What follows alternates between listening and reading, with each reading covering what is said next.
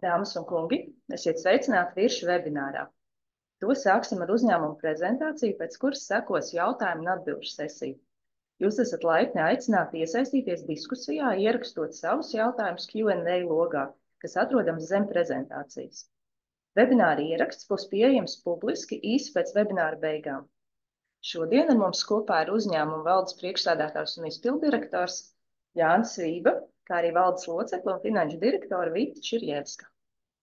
Jāni, Vita, esiet laipni aicināti sākt prezentāciju. Jā, labrīt, paldies Ieva, un labrīt visiem mūsu jaudīgiem darbiniekiem, tāpat arī akcionāriem, partneriem, un patiesībā visiem, kam interesē, kā veicās mums kā uzņēmumam. Un šodien tad atskatīsimies uz aizdītā gada galvenajiem notikumiem, finanšu rezultātiem, tāpat arī noteikti ieskatēsim kādus tuvākos plānus, ko plānojam darīt. Un, protams, vienmēr interesanti sadaļa ir beigās attiecībā uz jautājumiem, tad tos beigās arī atbildēsim. Un sāksim šodien tad attiecīgi, līdzīgi kā citas reizes, tad attiecīgi ar lielajiem notikumiem, jeb, kā es saku, helikopteru lidojumu enerģētikas tirgu. Un, kā zinām, tātad enerģētikas tirgus mums sastāv no degvielas, dabasgāzes un elektrības. Iziesim tātad katram no šiem segmentiem cauri. Ja runājam par degvielu, tad kas ir noticis aizdītajā 23. gadā? Nu, jāsaka uzreiz, ka tie izaicinājumi varētu teikt, ka bija salīdzinoši mazāk nekā 22. gadā, bet vienalga notikumi tur bija. Un, attiecīgi, atgādināšu, ka gada sākumā stājās spēkā šis Krievijas naftas un naftas produktu embargo Eiropas tirgumu. Kā rezultātā, tad, attiecīgi, Krievijas naftas savas šīs toksiskuma, ja tā var teikt, dēļ meklēja jaunus tirgus un lielā mērā atrada arī šos tirgus primāri tieši Ķīnā, Indijā un arī citur. Te gan jāatzīmē, ka, protams, loģistikas ceļi šiem jauniem tirgiem kļuva garāki, dārgāki, un dēļ šī toksiskuma tad arī šie produkti tirgojās ar salīdzinoši tādām lielākām atlaidēm pret vispārējiem tirgus naftas cenas indeksiem. Un tad jau tuvojās gada vidus. Gada vidū mēs tātad varējām novērot to, ka naftas cenas sāka tādu nelielu lejupslīdi, un ko rezultātā tātad darīja naftas eksportētāju valstis, primāri, protams, Saudarābija un Krievija, tātad, lai stabilizētu šo cenu un mēģinātu varbūt arī pavirzīt uz augšu, attiecīgi Saudarābija un Krievija tad vienojās par naftas iegūs apjomu samazinājumu. Un kaut kādā mērā arī izdevās viņiem šo cenu stabilizēt, nedaudz arī paaugstināt, bet droši vien, ka ne tādā varbūt apmērā, kā viņi cerēja.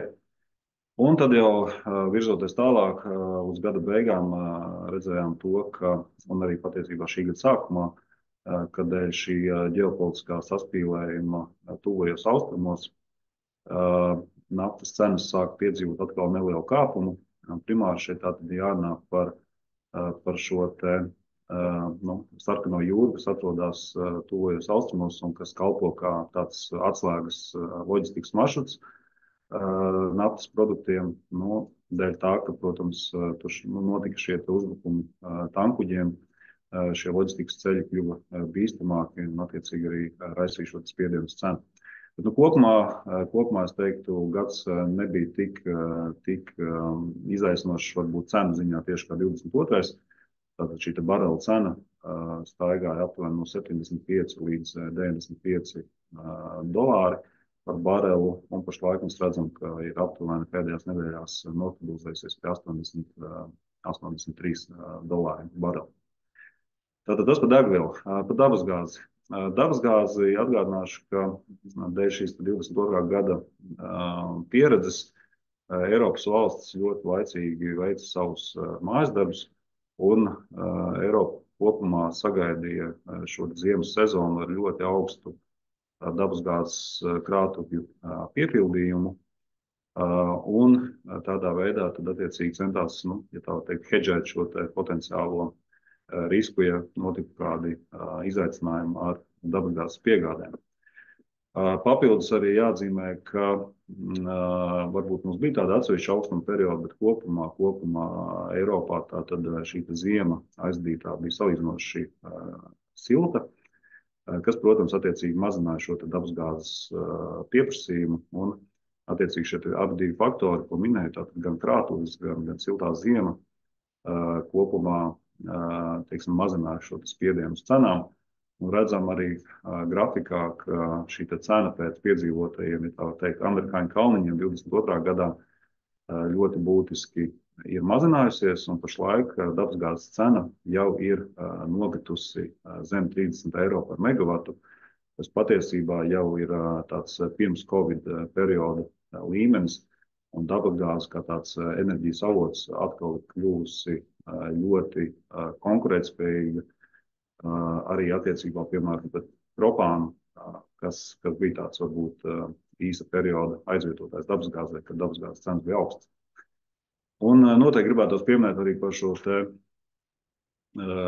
infrastruktūras izaicinājumu, jo atgādināšu, ka Somiju un Igauniju savieno gāzes vads, kas saucas Baltic Connector.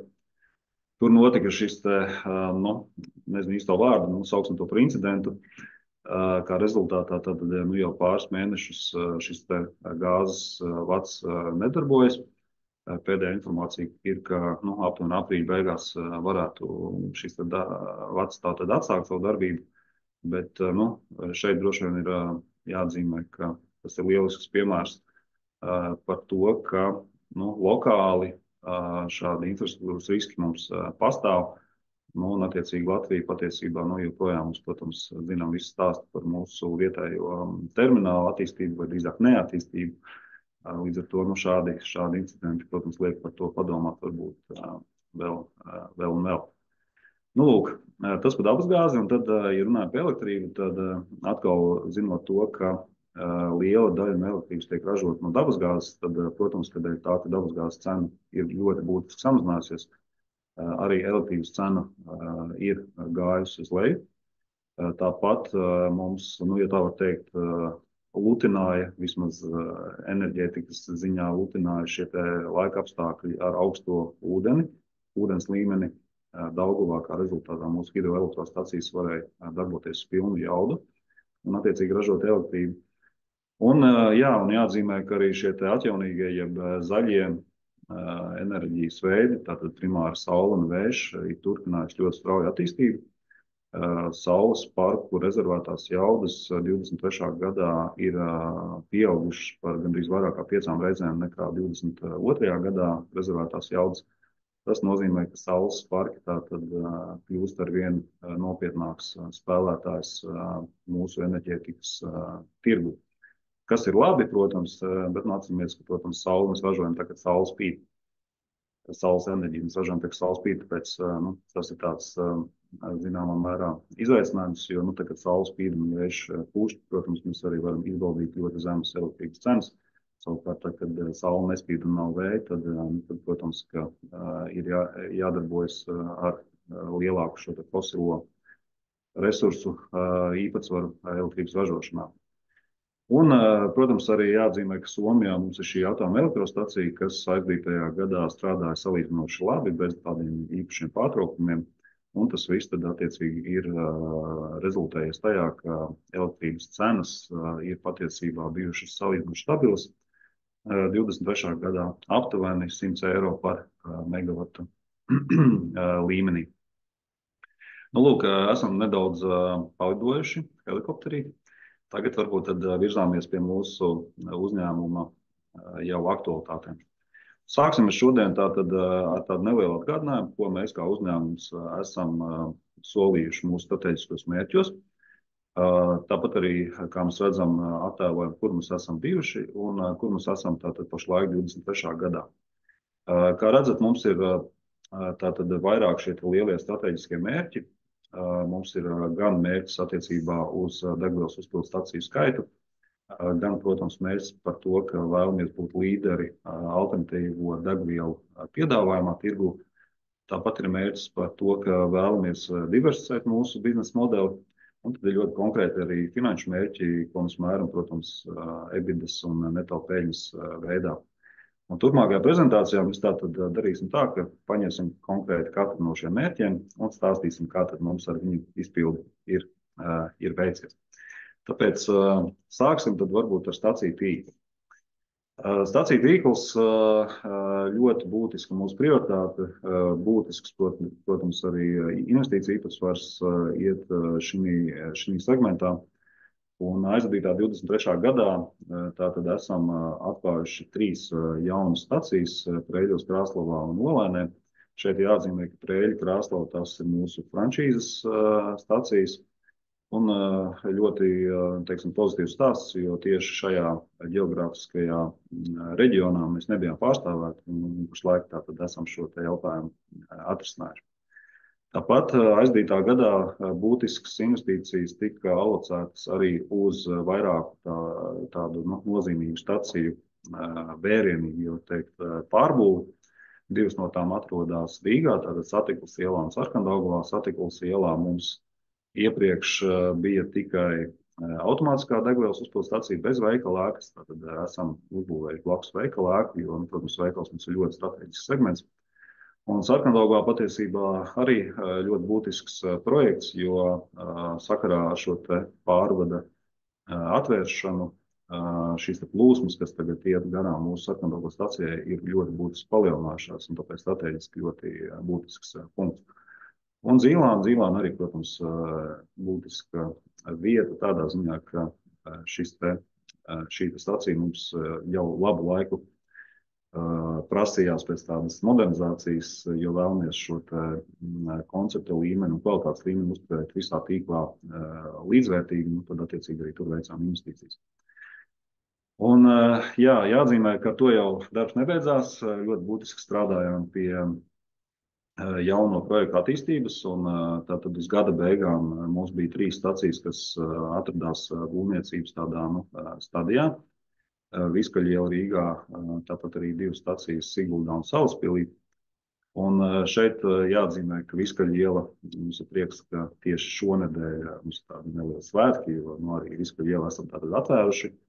Aicinām visus, paviesoties un izbaudīt šo jauno staciju. Un savukārt Siguldā, Salaspilī darbi notiek. Protams, ziemas periodā būvniecības procesi ir nedaudz sarežģītāki dēļ laikapstākļiem, bet redzam, ka Sigulda, Salaspils aptuveni maijā, jūnijā varētu arī uzsākt savu tirdzniecību. Bet kopumā tādā, varbūt šajā aizberga neredzamajā daļā jāatzīmē tas, ka tiek veikts ļoti apjomīgs darbs, lai mēs nākamo gadu laikā varētu turpināt būtiski paaugstināt šo te pārklājumu. Mūsu stacijām atgādināšu, ka līdz šī gada beigām mums jau ir strateģiskais mērķis par 80 stacijām. Tātad jau uz iepriekšējā gada beigām bija 73, šobrīd ir 74, tad mums ir vismaz 6 vēl šogad jāatver. Un savukārt 26. gada beigām, kas arī patiesībā nav mums tik tālu, mums ir 90 stacijas. Tā kā no 74 uz 90, mums ir 16 stacijas, kas ir jāatver principā šī un nākamajos 2 gados. Tā kā vidēji 5 stacijas gadā, kas ir patiesībā ļoti ambiciozs mērķis, bet esam izdarījuši šo mājas darbu gan projektēšanas ziņā, gan zemju iegāžu ziņā, lai šo mērķi varētu īstenot.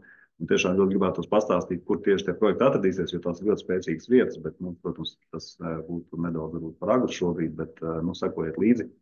Bet tas, ko citus varu atklāt, ir, ka Valmierā, ja jūs braucat no Rīgas iekšā Valmierā, tad jūs jau varat redzēt, ka tur ir tātad arī būtiski tikko uzsākt stacijas celtniecību. Tā kā visiem valmieriešiem, no kuriem mēs saņemam diezgan bieži šo te jautājumu, kad tad mums arī būs jauna spēcīga stacija, tad atbildi ir tāda, ka tuvākajos mēnešos tas notiks. Un būtisks ļoti projekts Lietuvā. Lietuvā tātad geogrāfiski esam vienojušies, ka aptuveni maijs, jūnijas varētu būt tas laiks, kad mūsu stacija arī tur uzsāks savu darbību. Un tā atkal jāatzīmē, ka viens ir būvēt staciju, un tas, protams, nav vienkārši, bet tas ir varbūt diezgan visiem redzams un saprotams, bet apakšā šim projektam ir ļoti komplicēts darbs gan ar juridiskām lietām, gan finanšu lietām, grāmatvedības lietām, gan IT lietām, gan sortimenta aspektiem. Tātad, principā mēs izdarīsim šajā pirmā stacijas atvēršanas laikā ļoti būtiskus tādus pamatus izveidosim, lai uz šo pamatu, uz šiem pamatiem tātad varētu attīstīt arī tālāko Lietuvas stratēģiju. Tā kā, tāds mums ir aizdītais gads tieši staciju mērķos, un varam iet tālāk pie darba devēja. Pastāstīšu jums mazliet par mūsu tātad mērķi darba devējs. Ja mēs skatāmies tādā 26. gada griezumā, mēs esam noteikuši sev, ka vēlamies būt top 10 darba devējs Latvijā un gribam būt pirmā izvēle starp mazumtirdzniecības tīkliem un degvielas uzpildes staciju tīkliem tieši kā darba devējs. Mums zināms ir tā viena laba mēraukla, ko skatās daudzi lielie uzņēmēji Latvijā, tas ir CB Online tops, bet jāsaka, ka šis tops pēc mūsu sajūtām vairāk ir tāds sprints gada sākumā lielajiem uzņēmumiem, bet lai mēs tai sprintā tiktu ātrāk un tālāk, tad mēs skatāmies uz to, kā palielināt šo te darba devēja vērtību darbiniekiem katru dienu, ikdienā un visu caur gadu. Un pagājušais gads ir bijis tāds īpaši priekš finansēm intensīvs, jo ir bijis ļoti saspringta situācija darba tirgu, bezdarba līmenis joprojām saglabājās ļoti zemā līmenī, attiecīgi konkurence par darba resursu ir liela. Un pagājušā gada laikā, ja salīdzinām ar 22. gadu, mums ir nācies pārskatīt kompensācijas, jeb atlīdzības degvielas uzpildes stacijās 2 reizes, un esam mainījuši arī stratēģiju, kā tiek algoti, kā tiek sadalīts šīs stundu likmes, lai mūsu piedāvājums būtu viens no labākajiem tirgū.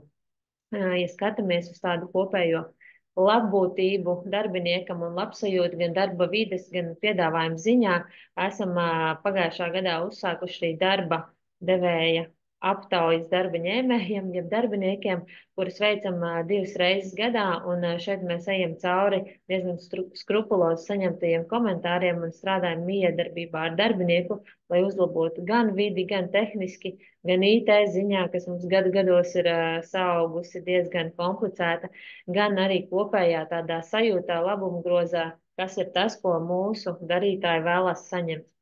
Vērtējam sevi arī ārēji NPS, kā uz mums skatās, kā uz darba devēju tie viršu potenciālai darbinieki, kas šobrīd vēl nestrādā ar mums. Mūsu mērķis ir kļūt par iekārojumu nākošo karjeras posmu ikvienam, un šeit mēs arī salīdzinām sevi pret pārējiem aptaujās un skatāmies, kāda ir šīs pārmaiņas dinamikā. Un šis gads ir bijis īpašs arī tādā iekšējā iesaistē, jo esam pārskatījuši arī mūsu vērtības un vīziju, un to arī esam darījuši kopā komandās, gan degvielas uzpildes stacijās, katras tādās mazākās komandās, gan administrācijas mazajās komandās, un tad visi vienoti kopā. Un šī gada pavasarī esam atsvaidzinājuši savas vērtības atbilstoši tam, kur mēs esam šobrīd biznesā kā virši. Tā ka tas ir tāds mūsu lielais sprints un maratons vienā, un kā mēs vēlamies sasniegt mērķi 26. gadam. Diana. Tieši tā. Un tad ejam varbūt tālāk uz nākamo mērķi par šo līderu pozīciju alternatīvās degvielās.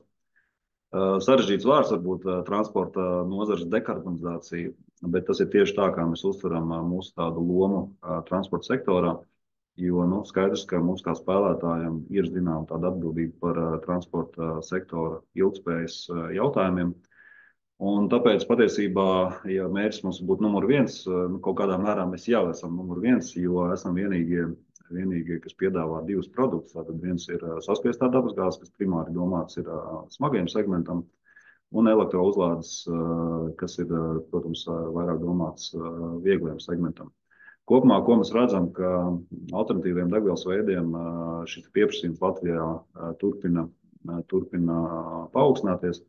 Mums īpaši priecē tas, ka pēc šiem varbūt izaicinājumiem dabasgāzes cenu tirgu, tagad, kad šīs cenas atkal ir atgriežušās tādā saprātīgā līmenī, šis CNG, jeb saspiestās dabasgāzes produktu pieprasījums ir atkal būtiski aktivizējies. Aizdītā gadā mums šis pārdotais apjoms šim produktam auga vairāk par 30%. Un redzam, ka tie galvenie segmenti ir atkritumu pārvaldības uzņēmumi, loģistikas uzņēmumi, autobusa parki. Tie ir tie visi, kam patiesībā tagad arī, ja ir jāizšķirās par to, kā atjaunot savu autoparku, viņiem ir salīdzinoši ļoti liela interese tieši par šo saspiesto dabasgāzes produktu, jo viens ir ekonomika, kas pie esošām cenām jau ir labāka, bet otrs arī atceramies to, ka tādā kaitīgo izmešu ziņā saspiesto dabasgāze ir būtiski mazāk kaitīga dabai nekā dīzeļdegviela. Savukārt, ja runājam par vieglo segmentu, tad pašlaik lēnām, bet, protams, tā attīstība notiek. Tirgu redzam, ka kopējais transporta līdzekļu skaits elektroauto tātad ir sastādījis 0,8% no kopējā tirgus. Vienkāršot sakot, tas nozīmē, ka katrs aptuveni 100 mašīnu pa ceļiem brauc elektroauto. Kas, protams, salīdzinoši maziņš vēl cipars pašlaik ir, bet lieliski apzināmies šo te ilgtermiņu potenciālu un tāpēc ļoti, ātri ejam uz priekšu, ierīkojam šīs te elektrouzlādes.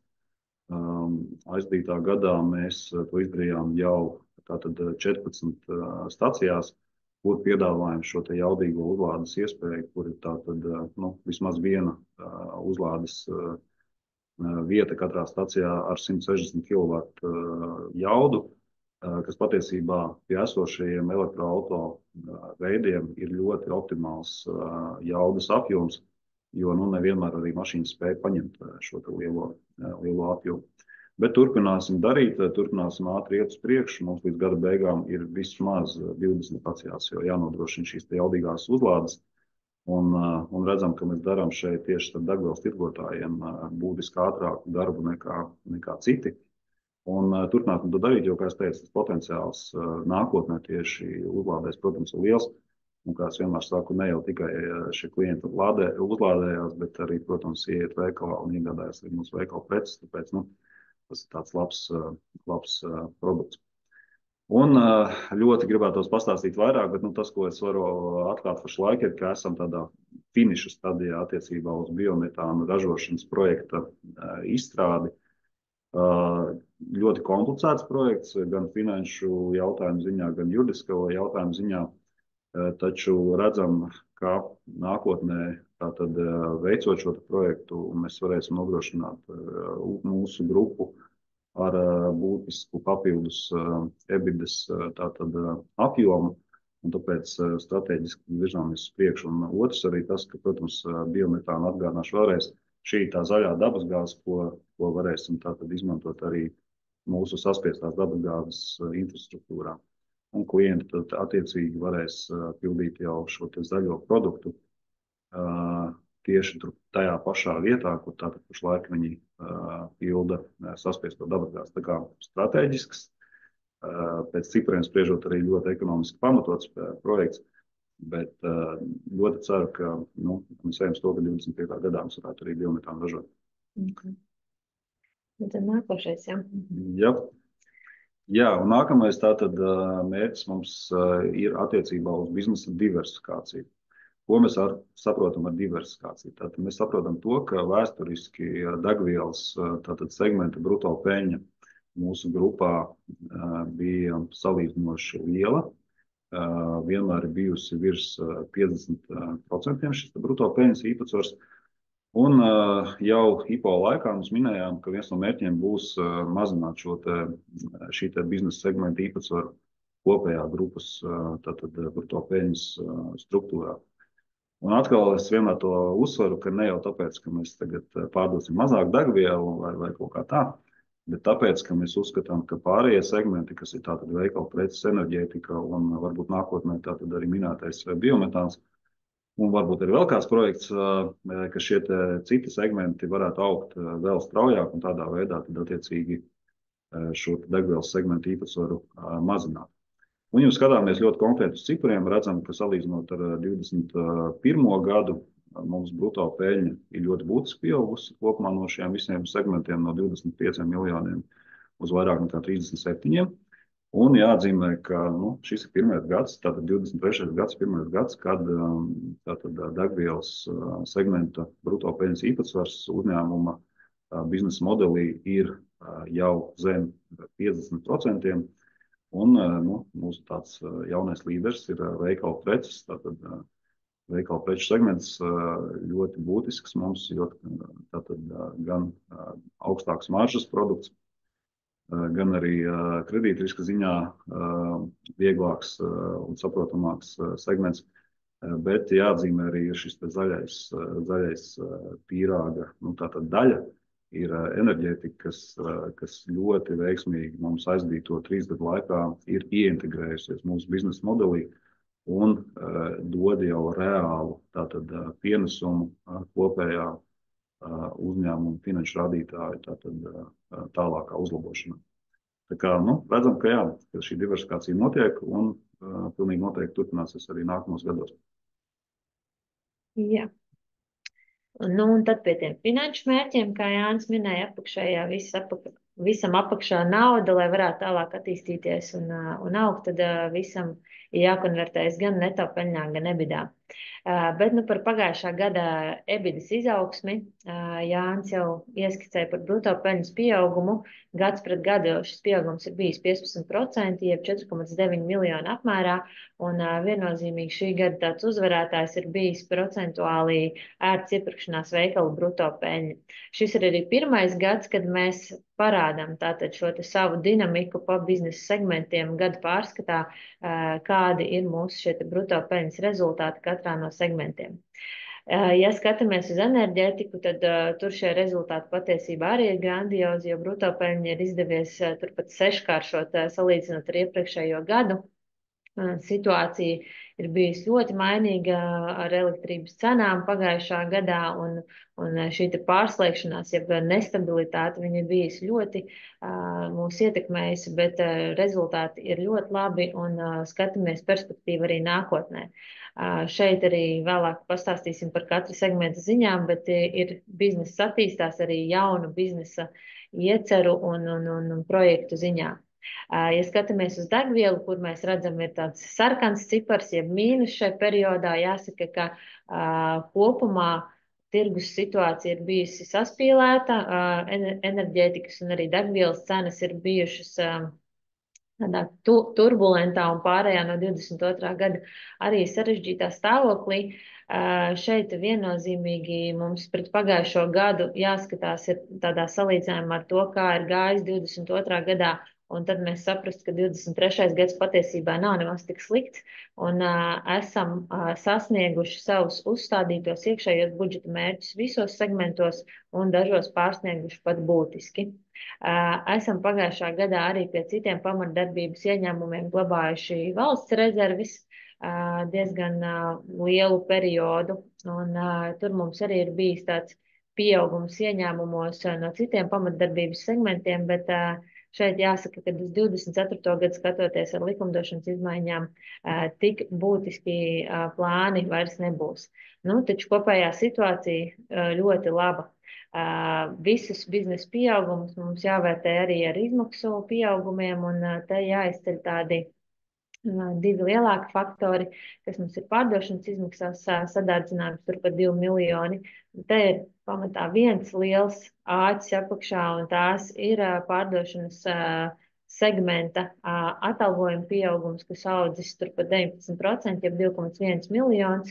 Uzturēšanas izmaksās mums ir izdevies ietaupīt, jo šeit ir pagājušā gada elektrības un enerģētikas cenas salīdzinājumā ar šo gadu 23. Mums bija samazinājums, jo esam noslēguši izdevīgu elektrības iepirkumu, un mums ir izdevies tātad salīdzinoši amortizēt lielo atalgojumu kāpumu pret uzturēšanas izmaksām. Bet mēs redzam, ka tas mūsu piedāvājums šobrīd ir viens no labākajiem, un tas mums palīdz stūrēt kā darba devējiem ar darbiniekiem tālāk lai sniegtu pēc iespējas labāku pakalpojumu klientiem. Nu, un par pārējiem ieņēmumu un izmaksām, kur mēs arī redzam tādu izmaksu pieaugumu salīdzinot ar 22. gadu. Šeit minami divi faktori. Viens ir 22. gada rezultāts, kur tādā enerģētikas cenu rezultātā tika lausti līgumi, un mēs saņēmām šīs te līgumsodus gada pārskatā redzams virs 900 000.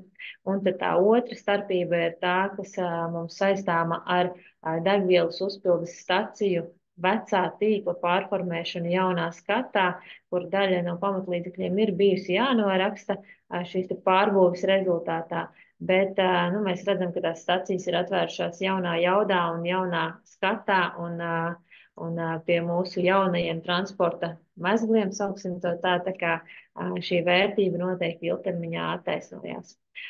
Nu, nebidas ziņā mums šis gads ir bijis kārtējais izaugsmes gads, un jāsaka, ka kopumā mēs esam ļoti priecīgi par šo rezultātu. Esam auguši par 11,7% un audzējuši tātad investoru vērtību, jeb ebidas vērtību jau jaunā līmenī, jeb sasnieguši 13,7 miljoni eiro. Un tad pie neto peļņas. Neto peļņā arī jāsaka, ka ejam pēc plāna, ir 26. gada noteiktā plāna.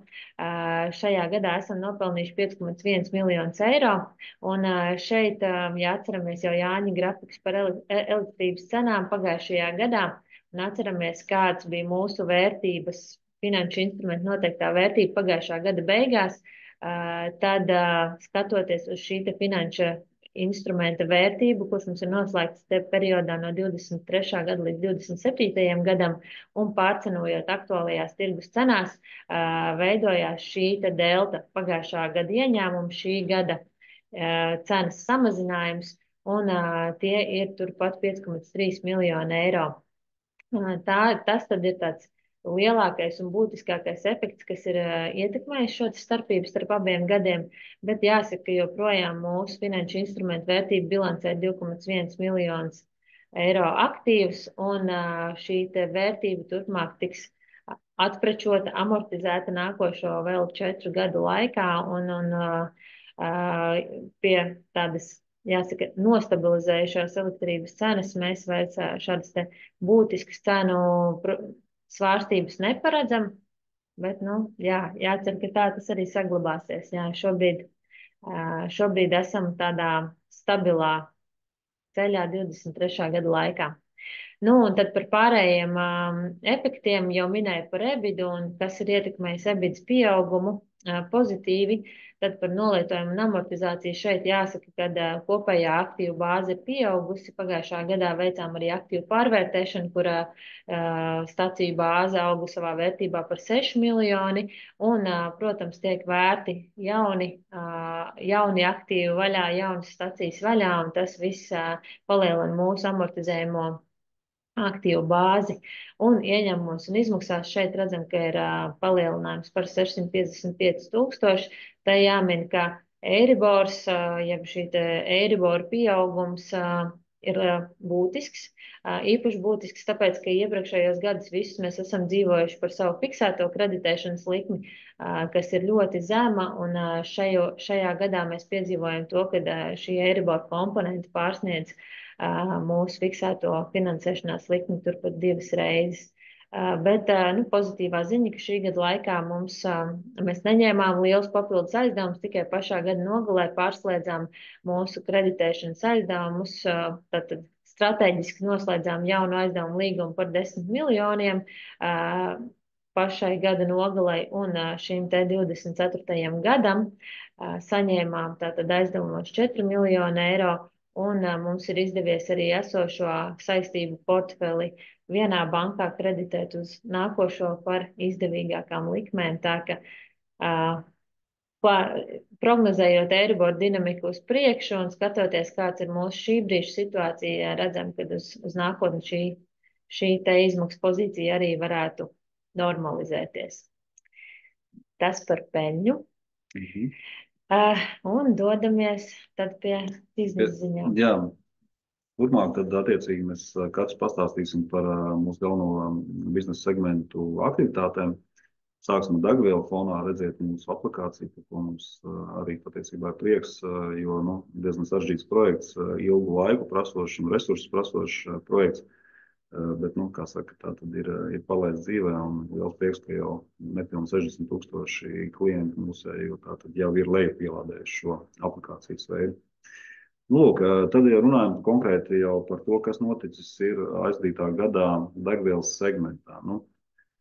Jāsāk, protams, ar to, ka vēl 2 soļus atpakaļ, tātad kas notiek mums ekonomikā. Mēs redzam, ka manuprāt, laikam būtiski pirms pāris dienām tika publicēti 23. gada rādītāji, kas parādīja, ka valsts IKP mazinājies 23. gadā par 0,3%, mazumtirdzniecības apjomi mazinājušies par 2,5%. Un patiesībā tas varētu arī kaut kādā mērā izskaidrot to, ka jau sākot no septembra mēs redzam, ka šis kopējais litru patēriņš mazumtirdzniecības degvielas tirgū mazinās pret 22. gadu.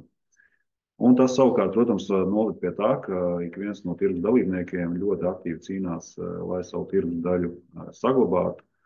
Un attiecīgi šī asā konkurence, ko mēs īpaši vērojam, protams, privātpersonu segmentā, ir ļoti izteikta, un vēl mēs redzam, jau vairs ne tikai nedēļas nogalēs, bet arī bieži vien darbdienās diezgan liels akcijas, atlaides, dažādas mārketinga aktivitātes.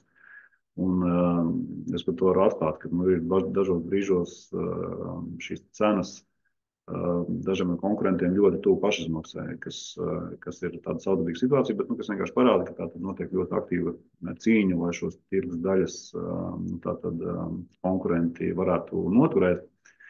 Taču tajā pašā laikā mums ir liels prieks, ka tātad konkrēti mūsu uzņēmums šos te litrus 23. gadā tātad ir palielinājis šo te mazumtirdzniecības apjomu par vairāk kā 10%, kamēr tirgus, kura ciparā ir arī virsmu izaugsme, tā tad ir audzis par nedaudz vairāk kā 1%. Ja.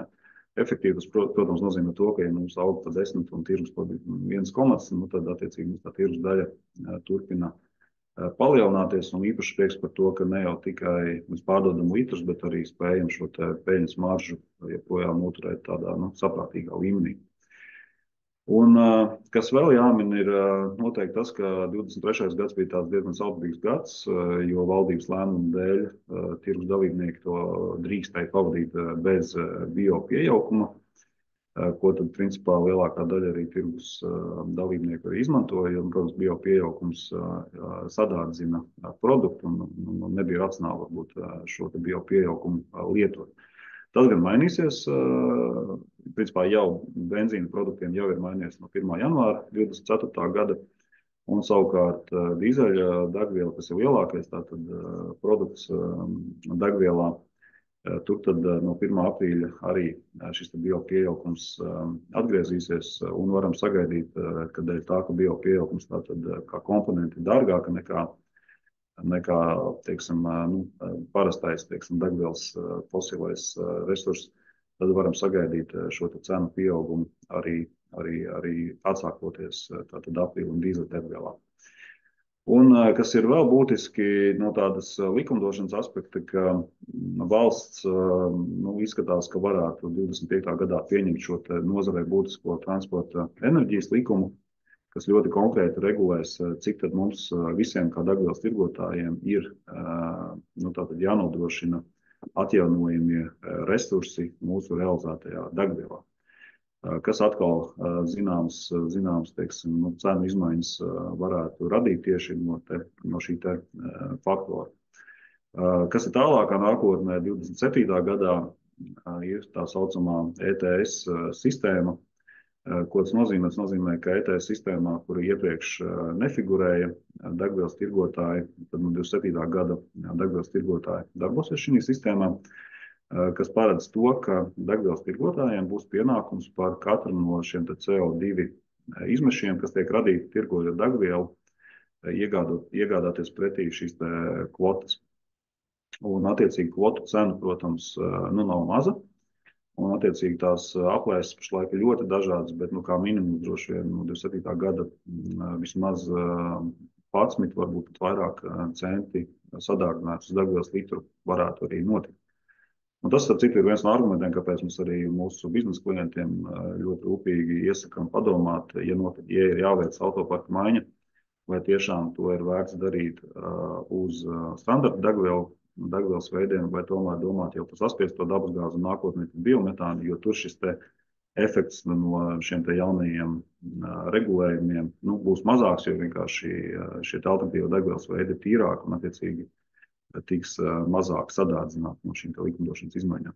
Bet kopumā es teiktu ļoti spēcīgs skats tīri tajā, ka mēs turpinām būtiski audzēt tirgus daļu, pat par spīti šai izaicinošai ekonomiskai un, protams, arī ģeopolitiskai situācijai tirgu.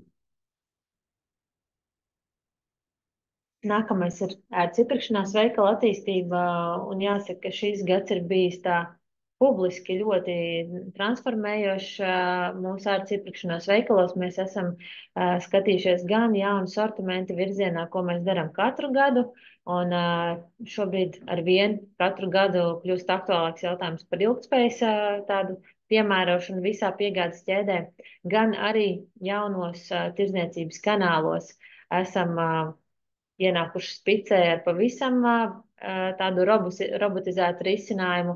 Esam veikalu tīklā tops ar savu kafiju starp pārējām precēm, un ir atvēries arī mūsu jaunais konceptu veikals kafejnīca Virši Tērbats ielā.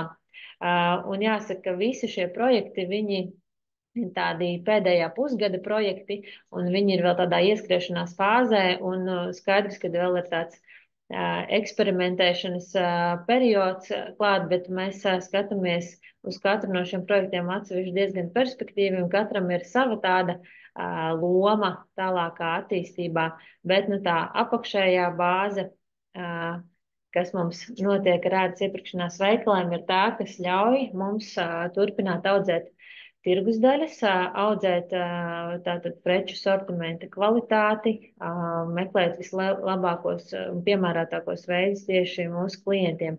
Un, ja skatāmies tātad uz tādu tirgus dinamiku, kā ir gājis tirgum 23. gadā, tad redzam, ka tirgus ir audzis pa 13,4%, tajā skaitā arī virši, bet virši un viršu veikali apgrozījuma ziņā ir auguši pa 22,2%.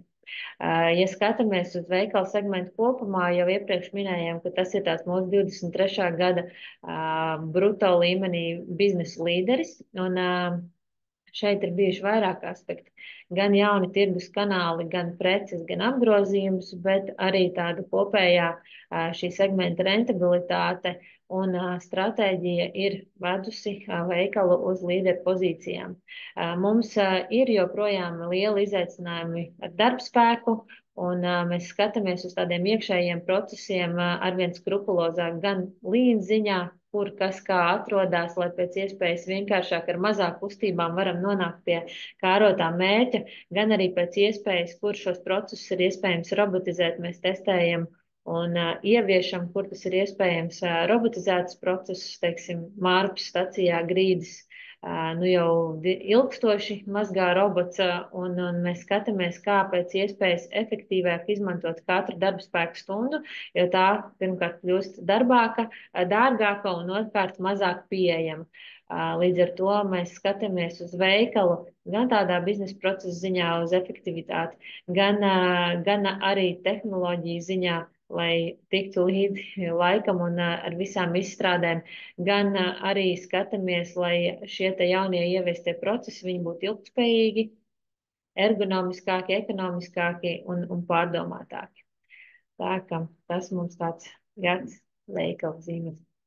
Un te vēlamies jums dot tādu mazu pārsteigumu, vai tiem, kam līdz šim vēl nav bijusi iespēja iepazīt mūsu jaunos produktus vai jaunos konceptus no tiem, ko minēju jau pirmajā stāstā, tad mēs jums dodam nedēļu laika un šo te promo kodu, kas ir minēts prezentācijas stūrī C01574775, ko mēs nosūtīsim jums arī šajā te semināra čata sadaļā, lai jūs nākošās nedēļas laikā, iespējams pat nosinot 8. martā sieviešu dienu, varētu doties uz mūsu Tērbecas ielas veikalu un saņemt mūsu jaunajiem krosāniem ar pildījumu visās garšās atlaidi 50% apmērā. Tā kā nāciet, izbaudiet, paskatieties, šie ir jauna veida kafejnīca, viņa veikals un jauna veida preces. Tā kā mums būs prieks ar jums tikties un ļaut jums pavērtēt mūsu jaunos virzienus. Jā, jebkurš puisis aicinās savu dāmu iepriecināt. Visu nedēļu, katru dienu pa vienu. Tieši tā. Jā, un tad mums ir tātad trešais segments, šis saucamais enerģētikas segments. Atgādināšu, ka šis segments mums pašlaik, principā, ir aktīvs nepilnus 3 gadus. Un ir tiešām milzīgs prieks par to apjomīgo darbu un rezultātiem, kas ir šī ļoti īsajā periodā tātad sasniegts. Un šeit redzam tātad arī mūsu šo te lielo notikumu pēdējo dažu mēnešu laikā, kad arī tātad elektrības piedāvājumu izstrādājām mājsaimniecībām. Un atgādināšu, ka ir iespēja ne tikai iegādāties elektroenerģiju, bet arī kombinēt komplektu veidā gan ar degvielas, gan veikalu produktiem un izvēlēties optimālo komplektu. Un tādā veidā tad attiecīgi vienā vietā iegūt enerģiju no visiem dažādiem veidiem. Nu jā, un tad, jā, ja runājam tālāk par tiem mūsu tātad cipariem, kā jau minēju, ļoti liels prieks par šī segmenta attīstību, ļoti strauja izaugsme. Ja, teiksim, pirmajos gados varbūt skaidrs, ka ja ir zema bāze, tad milzīgi procentu pieaugumi tie ir likumsakrīgi, tad aizdītā 23. gadā tur jau tas pieaugums joprojām ir ļoti būtisks, pat uz 22. gada ciparu bāzes, kas patiesībā nebija tik maza. Bet tātad kopējais šis realizētais elektroenerģijas apjoms mums ir audzis pa vairāk nekā 3 reizēm 23. gadā par 22. kas, protams, norāda to, ka turpinam strauji iet šī segmenta tirgus daļu audzēšanā. Un atgādināšu arī, ka ļoti būtisku elektroenerģijas daļu mēs iepērkam no Latvijas tātad ražotājiem. Un šeit šis apjoms tad arī ir pieaudzis par vairāk kā 50% pret 22. gadu. Un par ražotājiem jums tā specifiskāk runājam, tas ir mums tāds būtisks segments, jo aptuveni 100 šie neatkarīgi Latvijas ražotāji, kas ražo elektrību no ūdens, saules, biomasas, biogāzes vai jebkāda cita veida zaļā avota, mums ir tiešām veiksmīgi izdevies ar viņiem šo sadarbību īstenot un attiecīgi varam piedāvāt tālāk klientiem Latvijā tātad ražot elektrību. Un šī kontekstā arī jāatzīmē, ka tāds jauns apakšsegments, par ko mēs patiesībā vēl pirms gada tā varbūt būtiski nedomājām, tādā ziņā, ka neredzējām, ka tur būs tik milzīgs potenciāls, bet aizdītā gadā tas parādījās, ka šie izcelsmes apliecinājumi, ko mēs tātad varam iegādāties no mūsu šiem te sadarbības partneriem, jeb ražotājiem, un tālāk realizēt šos te apliecinājumus par zaļo elektrību tātad vairumtirgū. Tas ir patiesībā arī diezgan būtisks biznesa tāds potenciāls un segments, ko mums izdevās attīstīt 23. gadā. Un, protams, ka mums ir daudz jautājumu par to, kā tad mums iet ar mājsaimniecībām. Iet mums labi, es teiktu, ka mums ērtākais risinājums, kādā veidā privāta personas var pieteikties elektrībai, tas ir būtiski pāris soļu process, tas tiešām ir ļoti vienkārši. Un liels prieks par tiešām tādu lielo interesi no daudziem arī privātu personu segmenta tātad klientiem. Un specifisku ciparu mēs atkal konkurences apstākļu dēļ un tādu varbūt citu iemeslu dēļ negribētu minēt, bet tas, ko mēs varam teikt, ka mums šobrīd jau ir vairāki tūkstoši mājsaimniecību kā mūsu klientu. Un šis te segments piedzīvo strauju izaugsmu, tāpēc kopumā esam ļoti apmierināti ar to, kā esam iestatējuši šajā segmentā. Un arī liels prieks, ka liela daļa no šiem klientiem izvēlās arī komplektus, tātad kombinē šo te elektrības produktu atlaides ar atlaidēm degvielai un veikalam. Tā kā jā, spēcīgs potenciāls šim segmentam arī uz priekšu un ceram tā arī turpināt. Tad pie galvenajiem finanšu rādītājiem jau tāds kopsavilkums par šī gada rezultātiem. Jau izgājām cauri netopēļņas rādītājiem un nebidai, un skaidrs, ka ar šo te finanšu instrumentu korekciju, varbūt tāda standarta return un equity, paškapitāla atdevs rādītāji ir zemāki nekā iepriekšējā gadā, bet arī iepriekšējā gadā mēs zinām, ka šīs te cenu korekcijas rezultātā ieņēmumi, viņi ir mainījuši tādu pamatbāzi, jeb tātad neto peļņu bez korekcijām, kas patiesībā 22. un 23. gadā abos divos ir stabili vienādi 7,2 miljonu eiro apmērā. Bet jāatcerās, ka 23. gadā esam pievienojuši vēl jaunus papildu efektus un arī esam tādā augstu procentu likmju fāzē un skatoties uz priekšu, redzam, ka mūsu nostādīto jau uzlikto mērķi 28. gadam tuvojamies viņam un esam uz pareizā ceļa, jeb noliktajā mērķī. Ja skatāmies kopumā uz tādu finanšu situāciju, tad šis gads ir bijis diezgan tāds izaicinošs tajā ziņā, ka mums ir bijis augstu investīciju gads. Tā pašā laikā ir bijusi tāda pārslēgšanās enerģētikas cenās pēc 22. gada tādas turbulences uz 23. gadu un sabalansēt kopā tātad mūsu aktīvus ar jaunajām strateģiskajām iecerēm ir bijis aizraujoši. Izvēlēsimies tā vārdu investīcijas ir pārsniegušas vairāk kā 17 miljonus. Tātad gan nekustamā īpašuma ieguldījumi, gan arī cita veida attīstības projekti. Tā ka kopumā šis ir bijis rekordgads arī investīciju ziņā. Un patiesībā, ja skatāmies uz projektiem, kas attīstīti 23. gada laikā, daudzi no tiem nākuši gaisā otrā gada pusē un ir izveidojuši tādu stabilu platformu jau nākošajiem periodiem un nākošo periodu peļņas izaugsmē.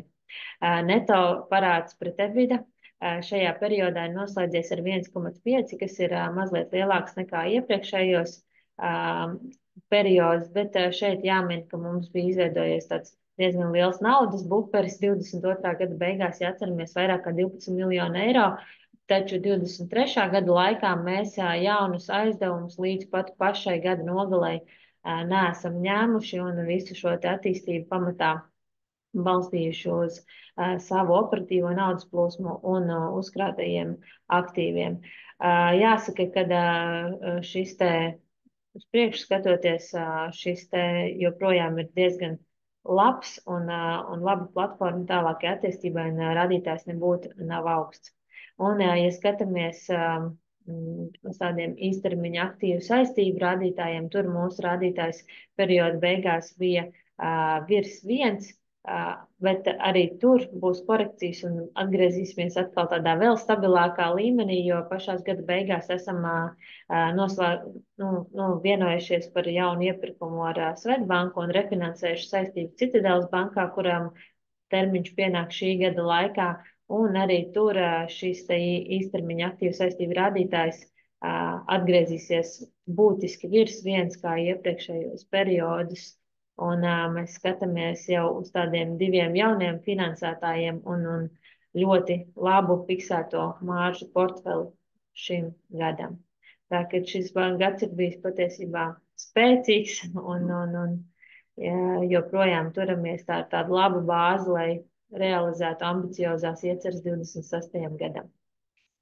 Jā, es varu tikai pievienoties Vitai un protams, ka droši vien jāizmanto iespēja mūsu vārdā arī pateikt milzīgi paldies ikvienam darbiniekam stacijās, ikvienam darbiniekam birojos, ikvienam mūsu arī mazajiem akcionāriem, partneriem un klientiem. Jo visi kopā mēs tiešām veidojam kaut ko ļoti spēcīgu šajā tirgu, un jāsaprot, ka tagad tiek veikts ļoti daudz darbības, kuru rezultātus mēs vēl varēsim mērīt nākamo gadu laikā. Tā kā tiešām liels paldies par spēcīgo gadu, un tas, man liekas, arī motivē darboties tālāk. Jā, paldies. Nu, tad ceramies. Tad jau laikam interesantākā daļa tagad sāksies. Jā, tieši tā. Turpināsim ar webināru interaktīvo daļu. Dalībnieku jautājumiem. Katrs ir aicināts pievienoties diskusijai, ierakstot savu jautājumu prezentācijas lejasdaļā atrodamajā Q&A logā. Jautājums iespējams uzdot anonīmi vai ar savu vārdu. Pirmais jautājums. Kādi bija lielākie izaicinājumi pagājušajā gadā? Jā, ļoti īsts jautājums, bet atbildi var taisīt droši vien ļoti garu, bet labi, es mēģināšu tādos pāris blokos.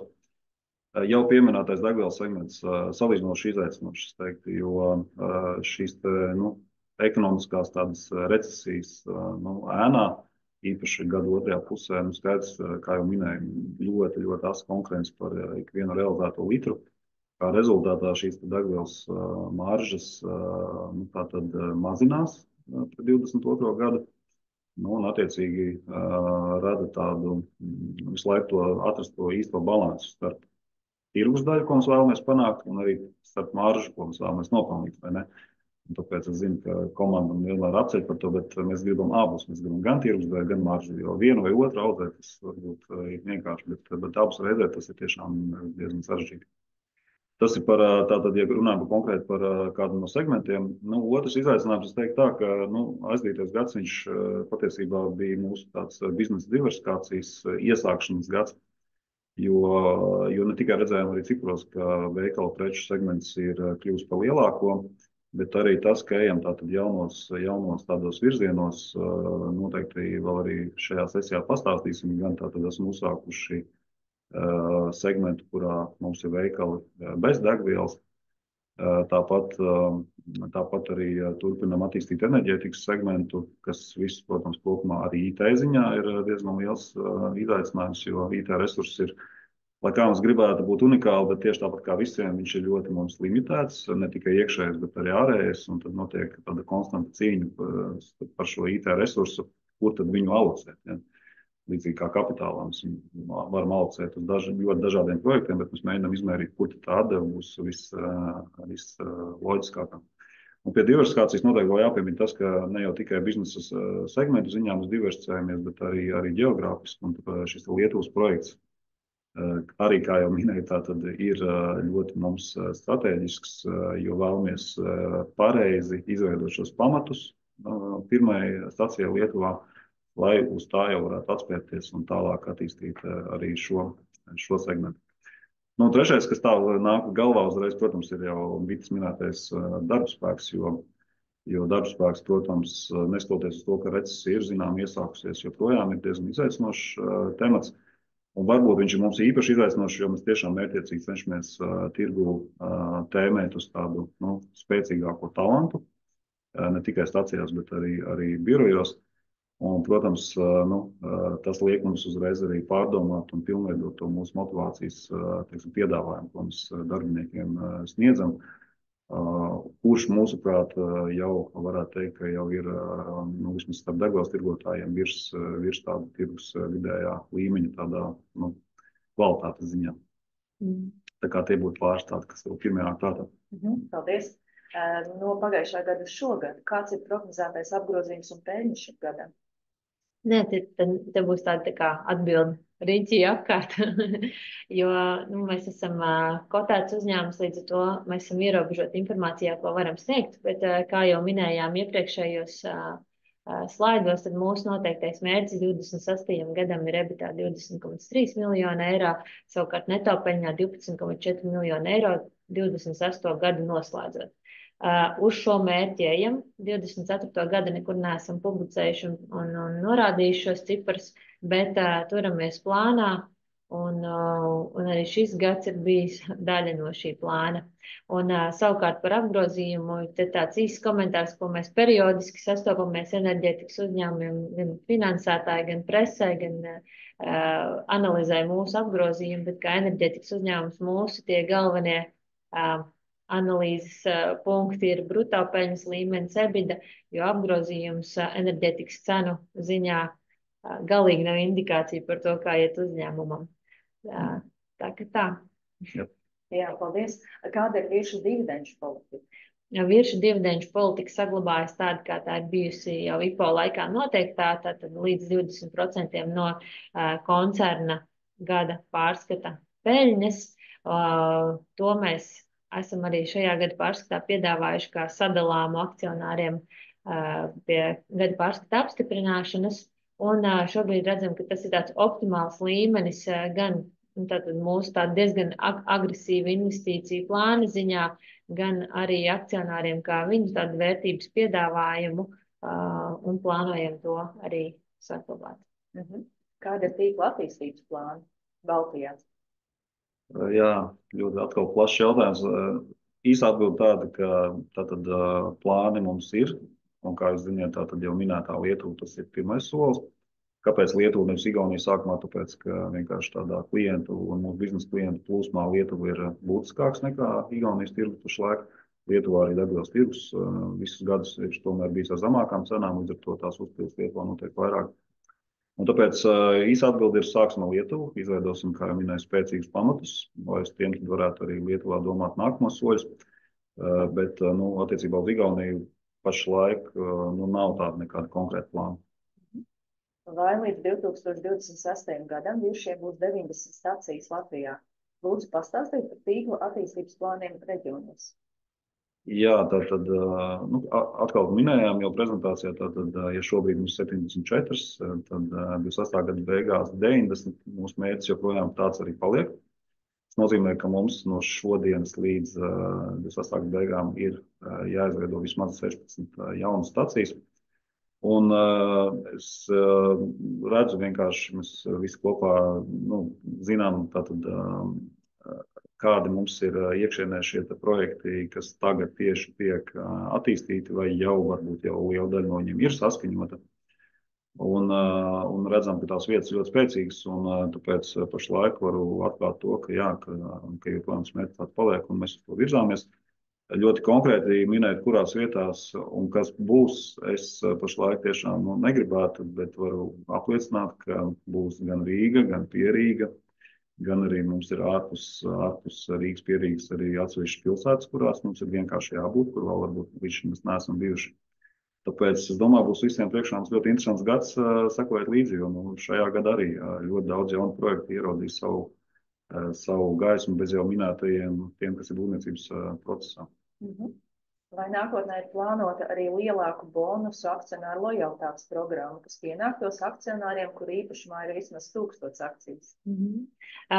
Šobrīd atgādināšu, ka mūsu akcionāru programma ir no 100 akcijām, un tad jūs saņemat īpašo akcionāru lojalitātes karti, un mēs vērtējam šo piedāvājumu kā ļoti labu, īpaši ņemot vērā to, ka šī atlaižu programma darbojās visu cauri nedēļu, atšķirībā no degvielas tirgotājiem, kur parasti akcijas ir nedēļas nogalēs. Bet kopumā, ja skatāmies uz tādu piedāvājumu 1000 akciju akcionāriem vai klientiem kopumā, mēs esam uzsākuši tādu padziļinātu klientu analīzi, ja klientu uzvedības analīzi 23. 24. gadā skatoties, un ja šis segments būs ļoti liels un vērtīgs, un mēs redzēsim, ka tur šis piedāvājums ir nepieciešams, tad mēs viņu piemērosim, bet šobrīd jāsaka, ka tas fokus ir bijis uz 100 un lielākā daļa interesanti tad ir šai portfelī. Kā veicas ar jaunajiem projektiem, piemēram, Spice, Tērbats iela un kāda plāna nākotnē? Jā, kā jau minēju, šie projekti ir bijuši vairāk vai mazāk tādi pēdējā ceturkšņa projekti, un viņi visi ir kā tāds katram savas testēšanas fāzi, katram savu pielāgojumi vēl ejami, taču kopumā mēs redzam, ka tas ļauj mums audzēt visu veikalu portfeli un ļauj domāt plašāk. Ir projekts, kur jau drīzumā mums būs nākošais posms, un par to mēs komunicēsim publiski mazliet vēlāk, bet kopumā mēs redzam, ka visas šīs te attīstības, dažas varbūt vairāk eksperimentālas, ļauj mums mācīties un attīstīties arī tālāk. dalībnieki vēlētos dzirdēt par jūsu plāniem attiecībā uz automazgātuvēm. Jā, atgādināšu, ka mums ir dažādi veidi, kas jau tagad ir pieejami klientiem. Tātad mums ir kāds īstais vārds, jau teikt, manuālais automazgātuvu piedāvājums sadarbībā ar mūsu partneriem dažās no mūsu stacijām. Mums ir arī tātad automātiskās automazgātuvas dažās no mūsu stacijām, un mums ir arī trešais veids, kurš arī ir tāds tā kā manuāls, bet kur pats klients tad iebrauc iekšā un veids ar savām rokām šo mazgāšanu. Nu, ko mēs redzam? Arī iekšienē ir bijusi diskusija par to, jo redzam, ka tā atdeve uz automazgātavu investīciju patiesībā ir diezgan saprātīga. Un ar saprātīgu es domāju, ka tas ir X gados tiek sasniegta un kapitāla atdeve ziņā principā diezgan konkrēti spējīga ar citiem investīciju projektiem. Tāpēc, ko mēs šī gada budžetā esam paredzējuši, ir, ka mums ir pāris vietas, kur mums automazgātavām ir jābūt jau esošajā tīklā klāt. Pašlaik tātad notiek tā saucamie projektēšanas darbi, un attiecīgi tad būs mums vairāk stacijas, kurā tad gada divu laikā būs šis piedāvājums papildus pieejams. Tajā pašā laikā masveidā tādā daudzu desmitu punktu vietā tas tā pašlaik netiek plānots, bet var apliecināt, ka tā tad zināma virzība tur notiks, jo atdeve uz investīcijām no šī segmenta patiesībā diezgan laba. Vai ir gaidām mobilās lietotnes uzlabojumi?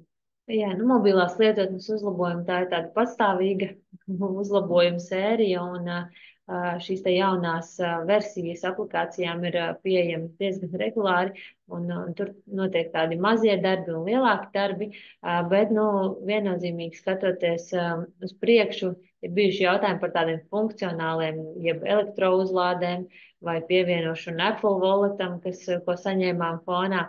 Tad šeit jāsaka, ka ir dažādi varianti, kā jau šobrīd izmantot šo te aplikāciju savā elektroniskajā karšu makā, bet mūsu aplikācija ir tāds pamata, jeb aktīvākais pakalpojums ir norēķins pie sūkņa, kas ļauj tiem cilvēkiem, kas nevēlas gaidīt rindā, bet tikai uzpildīt savu transportu, to veikt ar mobilo aplikāciju, un tur tāda apejas varianta nav, līdz ar to aicinām mēģināt un testēt tiem, kam vajag tikai ātri paņemt degvielu arī šo aplikāciju, un attiecībā uz nākošām fāzēm, jeb elektrouzlādēm, ilgtermiņā skatāmies, kāds būs pieprasījums.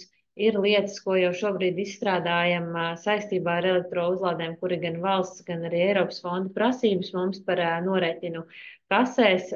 Zinu, kad ejot apkārt pa konferencēm, man bieži vien jautā, kāpēc visas elektrouzlādes ir katra savā aplikācijā un kāpēc nevar kaut kur samaksāt ar bankas karti vai ar skaidru naudu, tad mums tuvākajā laikā šī iespēja būs. Bet kopumā, kā jau minēju, mēs skatāmies uz tādu klientu patēriņu datiem šajā gadā, un, ja notiks kaut kādas inovācijas, tas noteikti būs jūsu pieprasījumos un datos balstīts. Kāds šobrīd status ar Skultas terminālu? Status ir tāds, ka tātad, principā, projekts ir kaut kādā mērā iesaldēts, jo, to stāstu droši vien viss zina, es viņu labāk neatkārtošu, jo tad mēs nespēsim atbildēt pārējiem jautājumiem. Bet vēlreiz var apliecināt, ka investīcijas, kas šī projektā veikts, ir ļoti nebūtiskas pret mūsu kopējo grupas bilanci, jo tas plāns jau sākotnēji paredzēja, ka tikai tad, ja tātad valsts spērtu šo nelielo solīšu pretī sadarbībai, tikai tad arī šīs investīcijas sākos sadarbībā ar strateģisku investoru. Tā kā pašlaik var nomierināt, nav nekas būtisks investēt šī projektā, un projekts pagaidām ir tādā iesaldētā gaidīšanas režīmā. Līdz kādam apjomam tiek plānota akciju opcija emisija? Dalībnieks pievērst uzmanību, ka tas notiek regulāri. Tādā sākotnējā publiskā piedāvājumā mums tika izlaista akciju opciju programma, kurā ir tātad 53,3 tūkstoši šīs te akciju opcijas, un šīs akciju opcijas tiek konvertētas un noturētas 3 gadu laikā, un tad atbilstoši likumdošanas regulējumam tiek emitētas. Šobrīd mums nav nekādu plānu par turpmāku vēl paplašinātu akciju programmu, bet tas, kas sākotnēji tika izlaists, tad tas arī notiek cikliski katru gadu un tad nākošos 3 gadus. Vai un kad gaidāma dabasgāzes tirdzniecība mājsaimniecībām? Jā, tas ir ļoti loģisks nākamais solis mūsu enerģētikas segmentā, jo tātad degviela, elektrība un veikalu preces mums ir ļoti loģiski nākamais solis dabasgāze. Atkal jau pieminētā cīņa par IT resursiem, gan iekšējiem, gan ārējiem.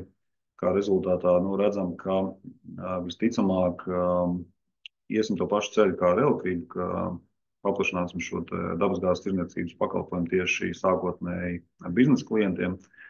Un pēc tam mājasemniecībām, jo mājasemniecībām šis IT resurss un izstrādes nepieciešams krietni apjomīgākas. Tātad, lai to visu izdarītu, protams, tas paņem savu resursu un laiku, un es teiktu, ka 25. gada laikā mums vajadzētu nonākt līdz tātad risinājumam, kad spēsim piedāvāt arī dabasgāzes mājasemniecībām. Kurā mēnesī tas notiks, lūdzu nejautājiet, jo tas ir tāds vēl, protams, diezgan grūti nosakāms. Bet tas, ka mēs darbu pie tā darīsim tā, lai 25. gadā šis produkts ieraudzītu savu gaismu, to es varu apliecināt, jo tas mums ir vienkārši ļoti loģisks produkts, kas jāieintegrē jau esošajos. Vai uzņēmumam ir plāns, kā palielināt tīrās peļņas normu, net profit margin? Jā, es domāju, ka te tā atbilde varbūt jau bija vienā no slaidiem, ka šie jaunie biznesa segmenti patiesībā bieži vien ir ar augstāku maržu nekā degvielas segments, kas vēsturiski vislielākais. Un, ja mēs redzam, ka, piemēram, veikalu preču segmentā maržas ir vairākas reizes lielākas nekā degvielā, tad augot šim veikalu preču segmenta īpatsvaram kopējā portfelī, protams, ka arī šīs grupas maržas ies uz augšu. Un savu artavu, protams, dos arī enerģētika, tāpēc, manuprāt, tas ir tāds vairāk jautājums, cik ātri šie ne degvielas segmenti turpinās palielināt savu īpatsvaru kopējā mūsu portfelī, jo tas attiecīgi novadīs arī pie kopējās maržas palielinājuma. Vai saistībā ar jauno neto norēķinu sistēmu būs iespējams savu saražoto elektrību pārdot un ar to nosakt rēķinu par degvielu? Jā, pašlaik, protams, jautājums vietā, bet tā godīga atbilde būs tāda, ka atkal viss ir jautājums par IT risinājumu, un tas saprotu, ka varbūt izskatās ļoti vienkāršs risinājums, bet vienmēr var apliecināt, ka pat mazas kustības ārpus tādām jau ikdienā zināmajām, viņas tomēr sasaistās ar daudzām citām lietām, un attiecīgi šeit dēļ šī IT resursu ierobežojuma es neteiktu, ka tas ir tāds tuvāko mēnešu jautājums. Tajā pašā laikā, protams, vērtēsim, skatīsimies to potenciālu pieprasījumu no klientiem. Un, ja jutīsim, ka tas ir tiešām ļoti liela aktualitāte, tad arī varam arī to īstenot. Paldies. Kad gala patērētājs saitīs gāzes cenas samazinājumu līdz pirms Covid līmeņa? Jā, šeit varbūt nebūtu korekti man atbildēt, jo mēs joprojām netirgojam dabasgāzes mājasemniecībām. Bet droši vien, ka būtu loģiski, ka ar zināmu laika nobīdi tas attiecīgi notika. Un tad attiecīgi tam kaut kādu tuvāko mēnešu laikā lēnām būtu jārealizējas, jo skaidrs, ka dabasgāzes tirgotāji viņi jau arī iepērk krājumus par konkrētu cenu X, un nevar uzreiz tajā pašā dienā arī samazināt cenu līdz tirgus līmenim, jo iepirkts ir par dārgāk, un arī tie visi finanšu instrumenti, kas ir noslēgti hedžēšanas, kas noteikti tur sarežģīti. Tā kā es domāju, ka tuvāk vidējā termiņā noteikti samazinājumu var sagaidīt, bet tas nenotiks tā dienu laikā, teiksim. Paldies. Mēs paņemsim vēl vienu jautājumu.